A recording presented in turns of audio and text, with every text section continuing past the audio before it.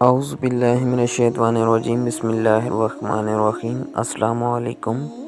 آج کا عنوان ہے ایک بچے کا ایمان افروز واقعہ۔ ایک چھوٹے سے گاؤں میں ایک بچہ رہتا تھا جس کا نام احمد تھا۔ احمد کی عمر تقریباً 10 سال تھی۔ اس کی والد ایک غریب مزدور تھے اور والدہ گھر میں سلائی کا کام کر کے گھر کا خرچ چلاتی تھی۔ ان کا گھر مٹی کا بنا ہوا تھا جس کی چھت پر پرانا سا ٹین پڑا تھا۔ بارش آتی تو چھت ٹپکنے لگتی، مگر احمد اور اس کے گھر والے شکر ادا کرتے تھے کہ ان کے پاس رہنے کو ایک چھت تو ہے۔ احمد بہت سادہ دل اور نرم مزاج بچہ تھا۔ وہ صبح فجر کی اذان کے ساتھ اٹھ جاتا، وضو کرتا اور اپنے والد کے ساتھ مسجد جا کر نماز پڑھتا۔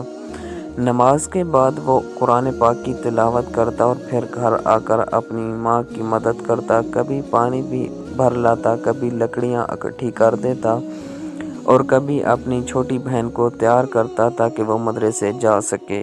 احمد کا دل ہمیشہ اللہ پر بھروسہ کرنے والا تھا۔ جب بھی کوئی مشکل آتی وہ کہتا اللہ سب دیکھ رہا ہے، وہ ضرور ہماری مدد کرے گا۔ اس کے دوست کبھی کبھی اس پر ہنستے اور کہتے صرف دعا سے کیا ہوگا، پیسے بھی تو چاہیے، مگر احمد مسکرا کر کہتا اللہ چاہے تو دعا سے سب کچھ ہو سکتا ہے۔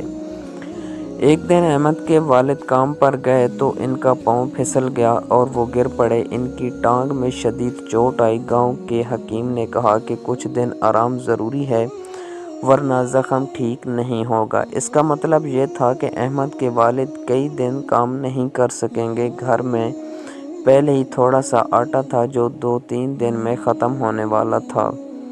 احمد کی ماں پریشان ہو گئی۔ رات کو وہ دیر تک جاگتی رہی۔ احمد نے یہ سب دیکھا تو اس کا دل بھر آیا۔ وہ ماں کے پاس بیٹھ گیا اور بولا اماں جان آپ پریشان نہ ہوں، اللہ ہمارا رازق ہے، وہ ہمیں بھوکا نہیں رکھے گا۔ ماں نے احمد کو سینے سے لگا لیا اور آنکھوں سے آنسو بہنے لگے۔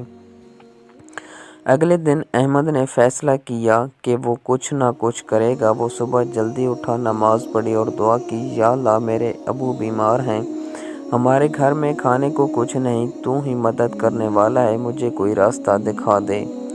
پھر وہ گاؤں کے باہر کی طرف چل پڑا۔ راستے میں اس نے دیکھا کہ ایک بوڑھی عورت لکڑیاں اٹھانے جا رہی ہے اور بار بار رک کر سانس لے رہی ہے۔ احمد اس کے پاس گیا اور بولا دادی اماں میں آپ کی لکڑیاں اٹھا دیتا ہوں۔